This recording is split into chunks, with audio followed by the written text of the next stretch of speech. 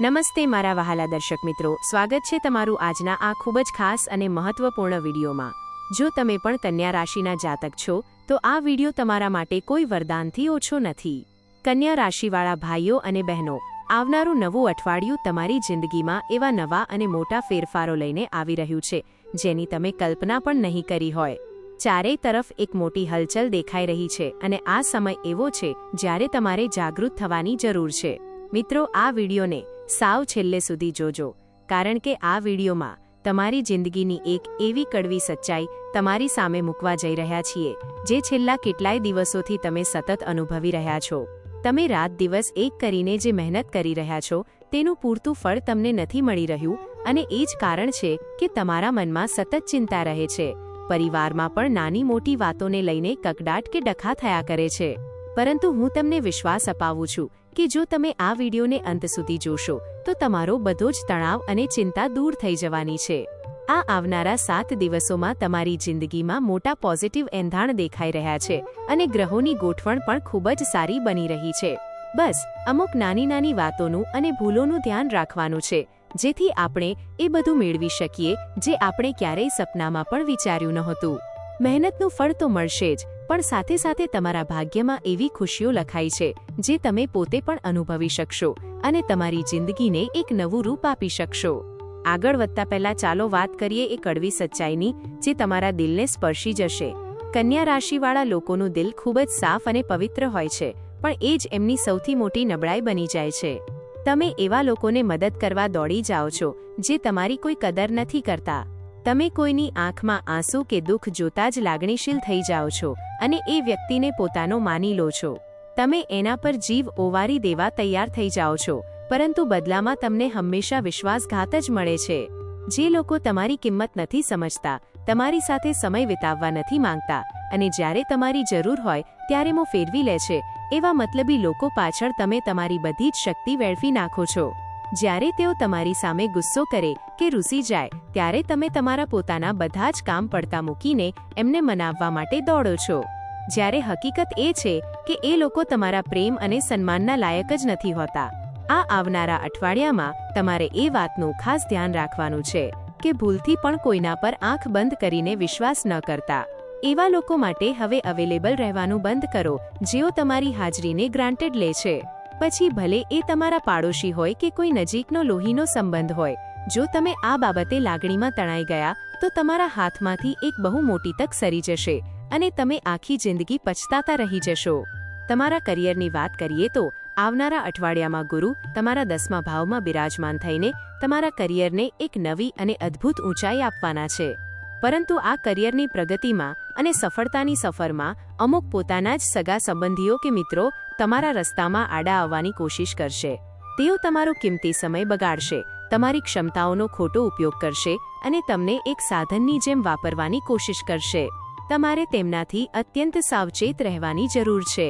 તમારું કરિયર અને તમારી મહેનત જ તમારા માટે સર્વોપરી છે। જ્યારે તમે સફળતાની સીડી ચડશો ત્યારે આ લોકો ઈર્ષ્યા કરશે અને તમારી પ્રગતિમાં રોડા નાખશે। તેથી જ તમારે તમારી વ્યવસાયિક અને વ્યક્તિગત સરહદો નક્કી કરવી પડશે। તમારા 10મા ભાવના ગુરુ તમને એ શક્તિ આપશે કે તમે આ બધી મુશ્કેલીઓનો સામનો કરી શકો, પણ એ માટે તમારે મન મક્કમ રાખવું પડશે। કોઈ પણ નવો પ્રોજેક્ટ કે કામ શરૂ કરતી વખતે તમારી જાત પર પૂરો ભરોસો રાખવો। જે લોકો તમને પાછળ ખેંચવા માંગે છે તેમની વાતોમાં આવ્યા વગર તમારા લક્ષ્ય પર ધ્યાન કેન્દ્રિત કરો। આ સમય તમારા કરિયરને નવી દિશા આપવાનો છે અને જો તમે આ તક ગુમાવી દીધી તો પાછળથી પસ્તાવો કરવો પડી શકે છે। હવે વાત કરીએ કન્યા રાશિના જાતકોની સૌથી મોટી ખરાબ આદત વિશે, જે છે હદ કરતાં વધારે વિચારવાની આદત। તમારામાંથી ઘણા લોકોની એવી ટેવ હોય છે કે જે ભૂલો ભૂતકાળમાં થઈ ગઈ છે તેના વિશે 2-3 દિવસ સુધી સતત વિચાર્યા કરે છે।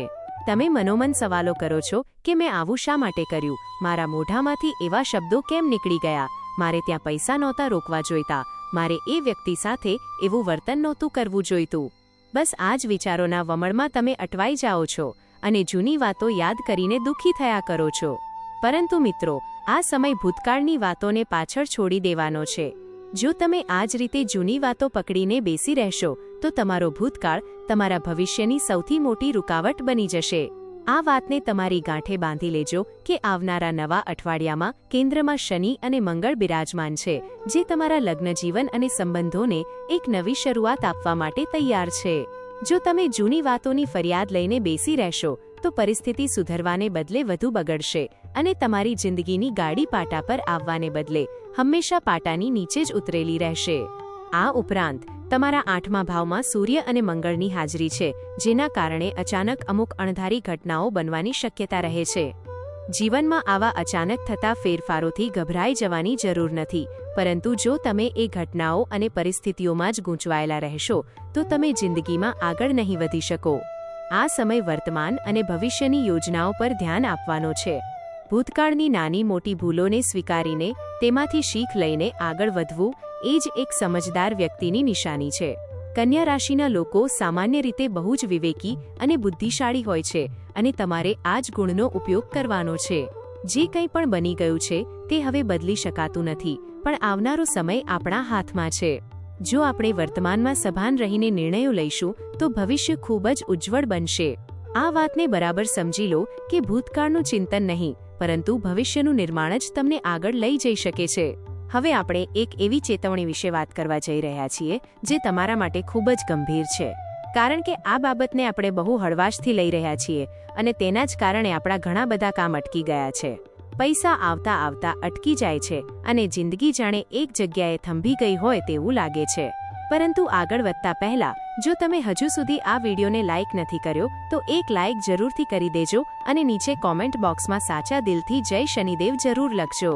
આમ કરવાથી શનિદેવની અસીમ કૃપા તમને પ્રાપ્ત થશે અને તમારા માર્ગના બધા જ વિઘ્નો દૂર થઈ જશે. તો મિત્રો, ચેતવણી એ છે કે કન્યા રાશિના જાતકોએ હવે થોડું સ્વાર્થી બનવું પડશે.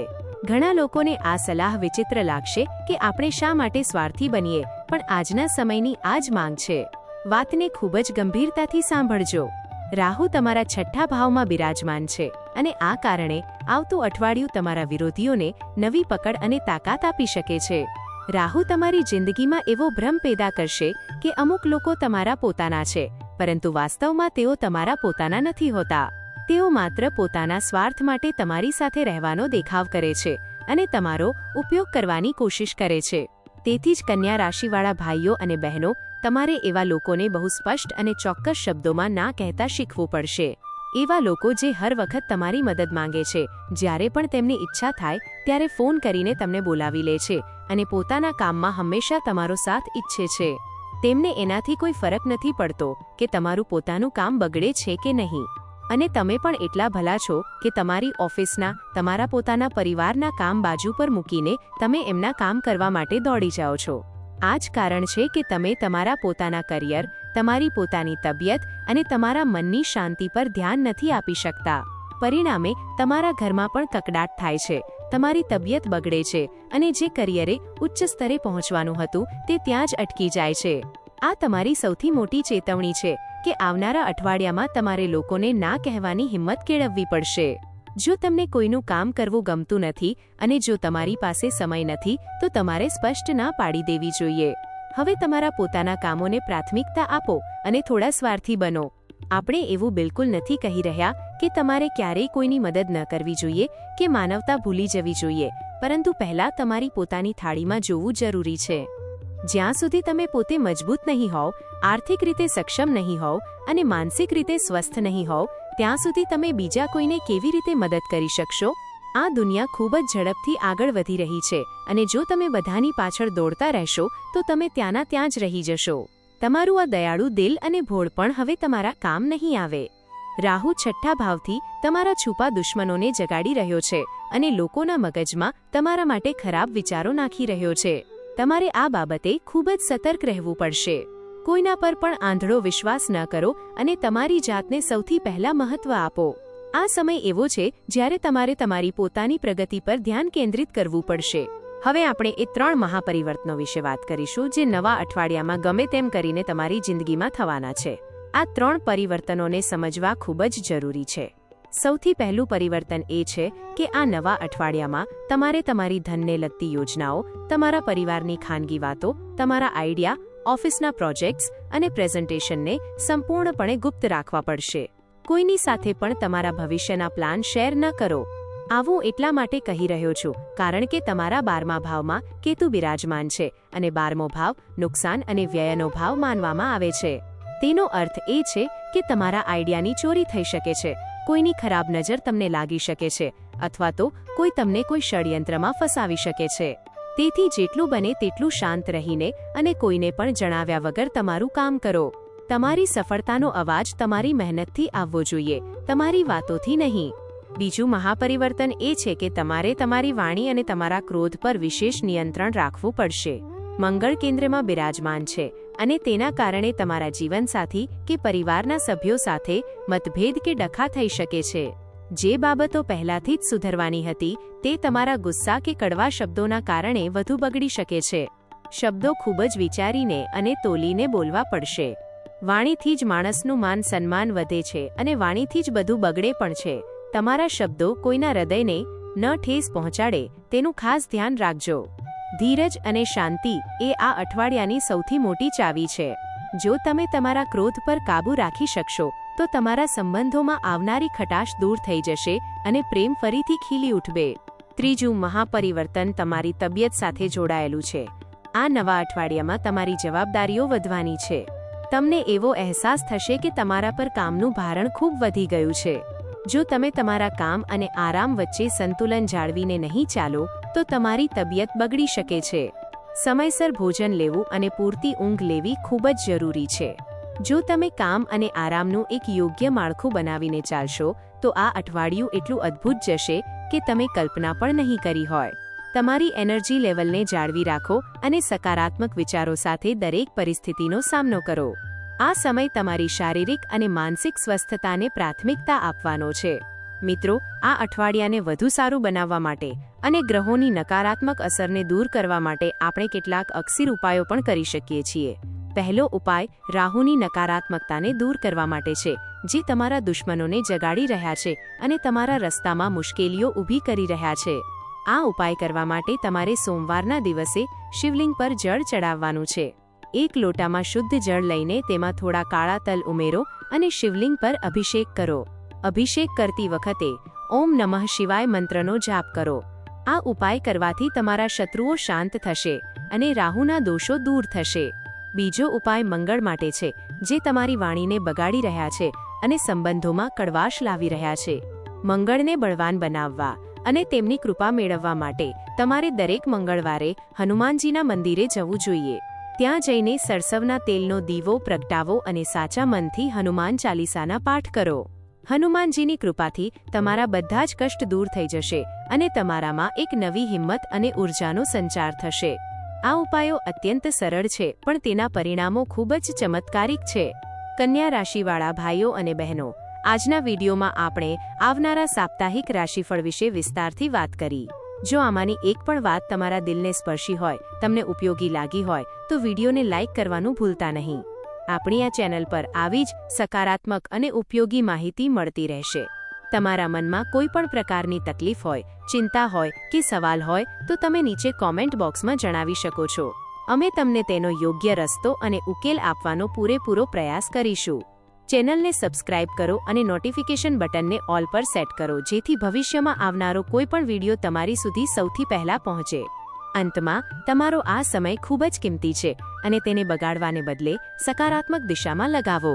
આ અઠવાડિયું તમારા માટે એક નવો વળાંક લઈને આવી રહ્યું છે. બસ જરૂર છે તો તમારા મક્કમ નિર્ણય અને સાચી સમજદારીની. તમારા આસપાસના લોકો પર નજર રાખો, તમારા વિચારોને કોઈની સાથે શેર ન કરો અને તમારી તબિયતનું ધ્યાન રાખો. શનિદેવ અને હનુમાનજીના આશીર્વાદ તમારી સાથે છે અને તમે જિંદગીમાં જે પણ ઈચ્છો છો તે પ્રાપ્ત કરી શકશો. આ વિડીયોને તમારા કન્યા રાશિના મિત્રો અને પરિવારજનો સાથે પણ શેર કરો, જેથી તેમને પણ આ મુશ્કેલ સમયમાં માર્ગદર્શન મળી શકે. તમારું આવનારું અઠવાડિયું ખૂબ જ શુભ અને ફળદાયી રહે. જય શનિદેવ.